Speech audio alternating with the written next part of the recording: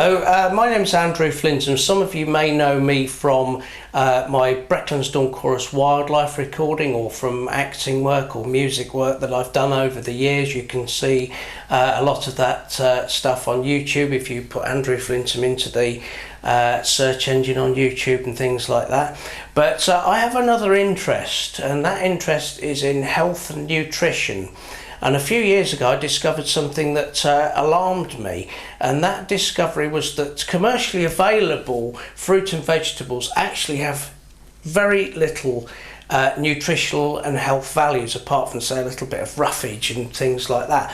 So I set to work on finding out about this and found out that a lot of our tomatoes and commercially available fruit and vegetables are actually grown on crystals and reconstituted paper and things like that. What I found alarming is that the produce is actually grown for continuity of size, for the colour and things like this, and it's not grown for nutritional value. So it really throws the 5 a day thing out of the window.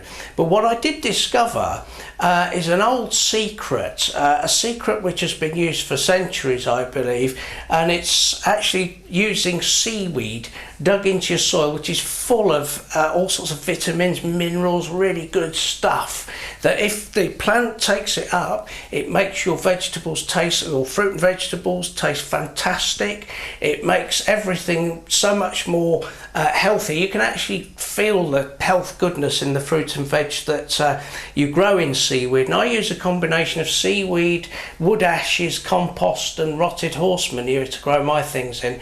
I've been doing this for about 4 years now, and people have commented that they haven't tasted fruit and veg like it, and some of the older people have said to me that this tastes like the fruit and veg that we used to get before the war. Now, if you're lucky enough to be able to buy organic fruit and vegetables, or stuff that's been grown by a smallholder, that's great stuff. But if you've got the chance to grow these things yourself, even in a very small garden, you will notice the incredible flavour, and you'll say that I've never had anything like it. I absolutely guarantee this. If you plant your stuff, you let the seaweed rot down in the soil. We'll be going out into the garden in a few minutes time to go and have a look, and I'll just do a quick demonstration for you to show how easy it is. Now, if you do go to the beaches to collect seaweed, if you're fortunate enough to live near enough one, do watch out for pollution and all sorts of rubbish that might have got tangled up in the seaweed. But you can just go along, tootly toot, and pick it up basically, and put it in bags, bring it home and dig it into your garden. Next year your soil will be so full of goodness, and you will actually feel the health benefits from the produce that you've grown yourself.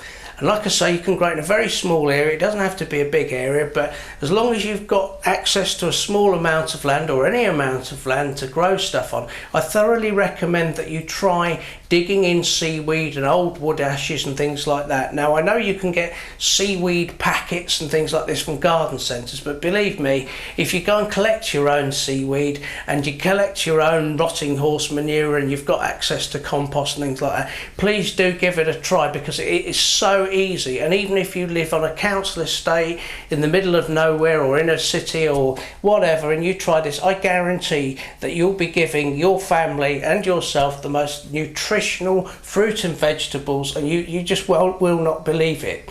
So give it a go, folks. This is Andrew Flintham, and thanks very much for listening. If you want more information about my background and things like that, you can go to andrewflintham.co.uk. That's FLINTHAM, and my website will have a lot more information about my background, things like that. Alternatively, you can put Andrew Flintham into YouTube, and you can see some of my television acting parts, interviews, etc. And I hope that you've enjoyed this video, because it really is a brilliant idea, and not a lot of people know that, folks.